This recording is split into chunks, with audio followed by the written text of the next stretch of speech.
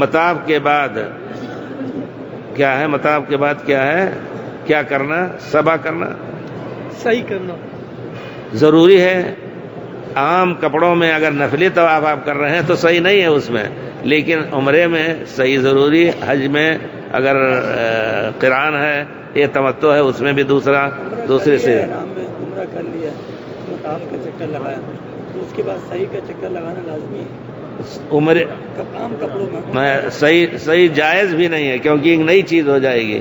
عام طواف کرتے تھے صحابہ کرام، حضرت عائشہ وغیرہ، لیکن صحیح نہیں کرتے۔ کوئی کہے کہ ہم صحیح بھی کریں گے تو بدعت ہو جائے گی۔